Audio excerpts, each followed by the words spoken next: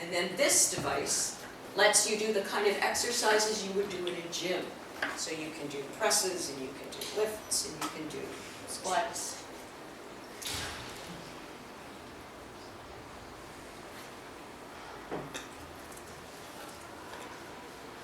This was a soccer match that we had in Norway.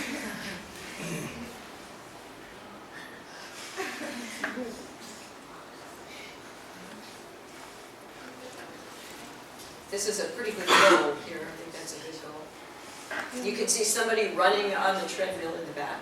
And here's something you don't normally see in soccer.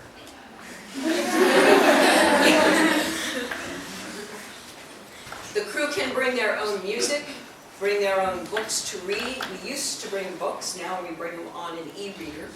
There are some instruments on board. He's playing a guitar in the back. This is a keyboard that's battery powered, that's strapped to a bag. She has a flute. And these laptop computers let you get email from home. They let you get news. You can get movies. You can get sporting events. He's watching the soccer match here.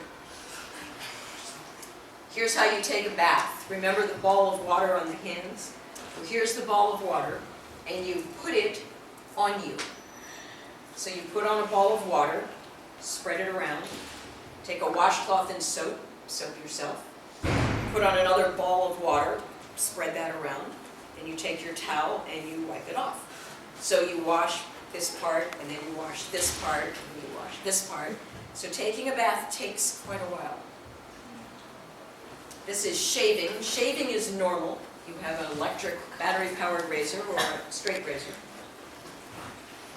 Sometimes the men wanted a haircut. So what happens if you cut hair when hair is floating around?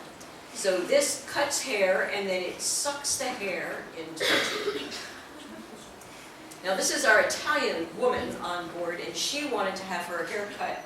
So she took him to her hairdresser and made him learn how to cut hair. So he has cut her hair now 3 times, and he's cut everybody's hair off. He's very good at this. And not everybody cuts their hair. This is toothpaste. So you have toothpaste, toothbrush, you brush your teeth. There's no place to spit. So they tell you you should swallow the toothpaste. Here's how you sleep on board the shuttle.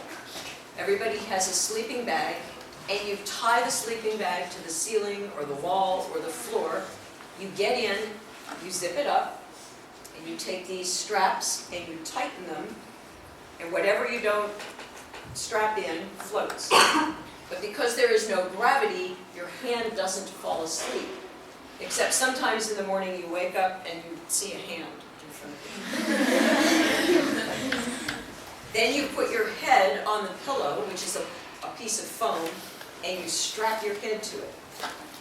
When you go to sleep at night, you like to sleep on your back or your side or your stomach, and when you sleep and your head is lying down, your neck is at rest. And if your neck is at rest, you will go to sleep.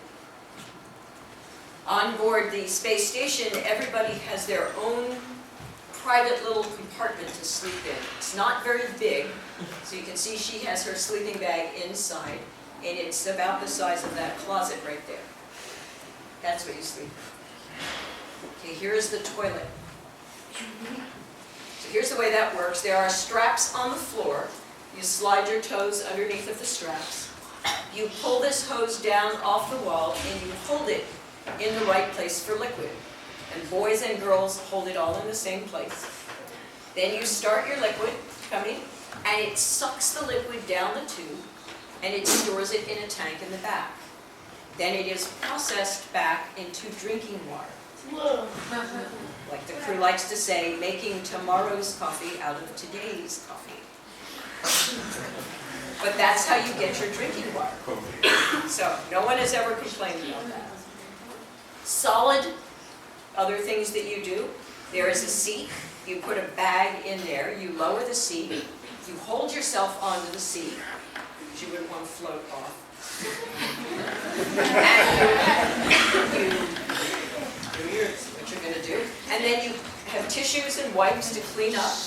And then you put another bag in there for the next person. And when this can is full of bags, you remove the can, put on a lid, put in a new can, and you wait 3 or 4 months for the cargo ship to come take the cans away. Oh. Yes, but does not smell. This is a Russian system actually, but no one has ever complained. Actually works. Some parts of the space station look clean and tidy, like you would imagine. This is the Japanese module. Others have lots of equipment and cables and experiments, and the crew, when they have to do maintenance, has to get into all the wires. We have a lot of big bags. All of our supplies come in these big white bags. So there are so many bags that sometimes you lose the crew member in the bag. What we study on board the station, because there is no gravity, we can study different materials, how they melt and how they recombine without gravity. We can do things in a glove box, working with very small pieces of things. And by learning this, we have a freezer where we can store samples.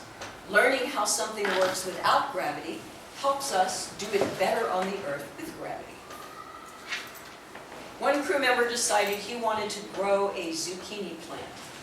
So he put a seed in a bag, and he watered it, and out grew it. And without any gravity, it could grow a very long stem. In fact, without any gravity, a leaf can hold up its own ball of water.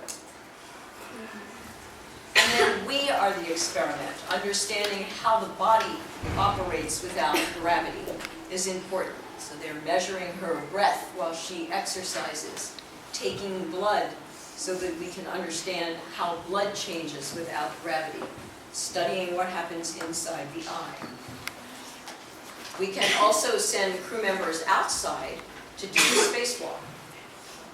Outside the space station, not only is there no gravity, there's no air. So all of his air is inside his backpack here, and he has one little line that is a safety line that connects him to the structure. And all over the space station are these big handrails, so that when the crew member needs to move, he can just move hand over hand when he's outside all the way to the end. We also have a big robotic arm that can move things around, but you can put a crew member on the end of that arm and then move them someplace so that